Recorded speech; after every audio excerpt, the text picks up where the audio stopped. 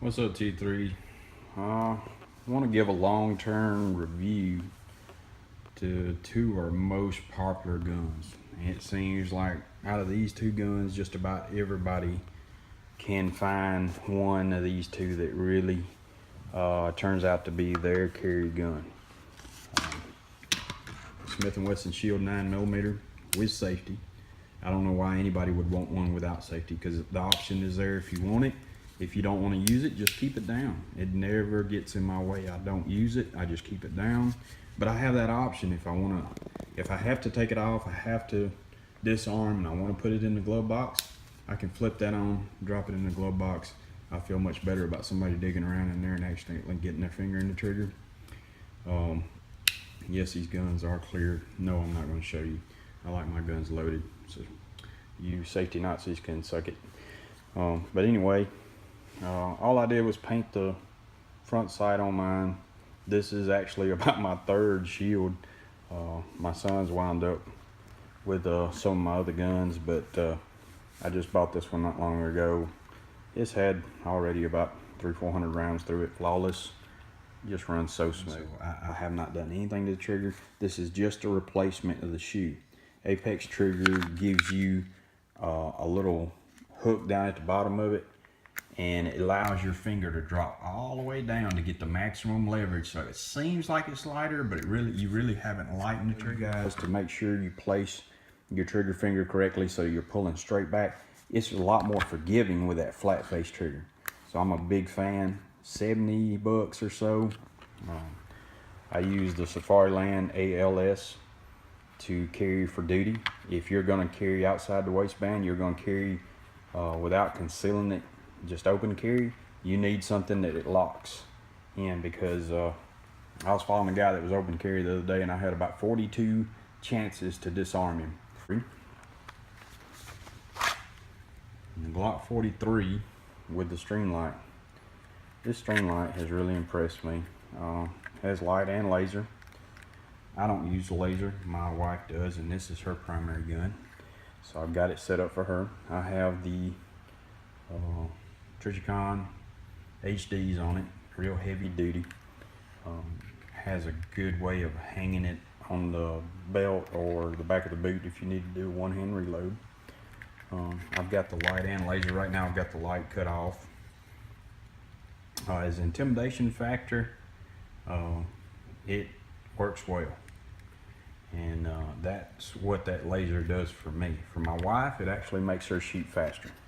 So, you know, you can see that the bluing has taken a little bit of a beating, but considering I have loaned this gun out, let's see, they come out in 2015.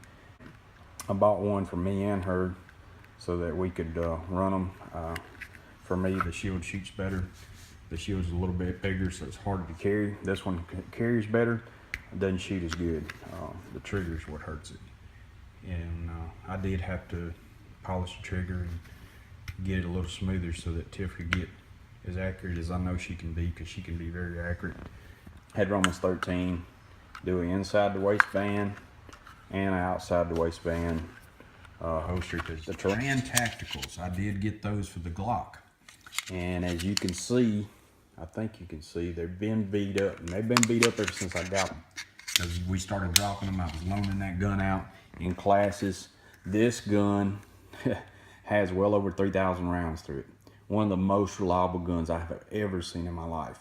Had an 83-year-old lady, Glock 380, the 22 revolver. She couldn't use any of it. 22 revolver, the trigger was too heavy. Glock 380 it jam up. Glock 19 it jam up. She, with her arthritis in her hands, she could not grip the gun tight enough the way it would not malfunction when she fired it. I said, would you please try the 43, just see if it works. Gave her the 43, voila, problem solved. I've said for a long time that limp wristing should not be the term used. To me, it's a gun malfunction. That gun needs to function no matter what. Limp wristing, yes, it does become an issue for a lot of people because these guns are not made as good as this one. This one runs 100%. I have kept these mags loaded intentionally all the time. I have not swapped mags. They have never failed. These have never failed. I've only got 3 mags for this Glock, and I've only got 4 for the Shield, and I intentionally just stayed with 1 set of mags. The new Shield that I just bought, that gun's not very old, but these spare mags, as you can tell by looking at them, are way old. I've had them since Shield first come out, and I think that was 2012. So, you know, 2012 to now, they've been loaded all the time. Not one failure, not one. That's remarkable. That's unreal. You know, I try to swap them out when I can, but I wanted to see if these guns would hold up. I never cleaned these guns. These guns have only been cleaned about once a year since I've had them. This gun has never been cleaned because I want to know that it works reliably, minimum oil and minimum maintenance. And I can honestly say these 2 guns have been just awesome. You know, both of these guns have been utterly reliable. I do not remember not one malfunction with either gun. So that's pretty amazing considering how many classes we've done. And I'm loaning these guns to people that have never shot them before. Most of them have no gun experience, and most of them do not have much grip strength because I'm teaching a lot of ladies and elderly people, as you can imagine. So if you guys want to choose one, I don't think you can go wrong. Well, in conclusion to my long-term review of the Glock 43 and the M&P Shield, I hate it when people do a video and they don't pick a clear winner. As I said, the Shield is the better shooter, without a doubt.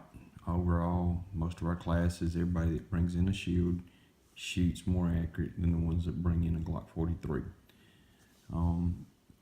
But it's way easier to conceal the Glock 43, so you have better concealability. So I have to go to what most people are going to care the most about. What's it going to cost me? And if you're military or law enforcement, you can get these shields for about $320, or you can get the Glock for about $380. But most people are going to pay the retail price of around $450 and $350. And I just googled the prices, and that's here locally around Houston, Mississippi, what I could find right quick. I would recommend, if you're going to do a carry, instead of dropping the trigger weight and doing anything to put you in a liability concern, just put the Apex trigger shoot. It's going to be about the same price for either one. Night sights for either one on average about $120. And I like some high vis sights, so if you get high vis and night sights, I think that's one of the best overall deals.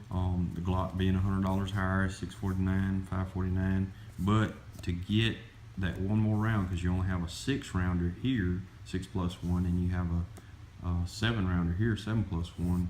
But it comes with the 8-rounders. This one doesn't, so you're gonna have to spend to get the +1 for a carry on the gun, the shorter one, and a +2 for a backup to bring you up to an 8-rounder backup. You're going to spend another $65 for those. So I added those in. So when you do that, it's a clear winner right there. 160 something. I'm just looking at it right here. That's a pretty good. That's enough to buy all your carry gear, get your mags and all that. So just food for thought. You know, if I had to pick one, I'd definitely go with the Shield. Better shooter and a better deal right now. That may change down the road, but just my final thoughts.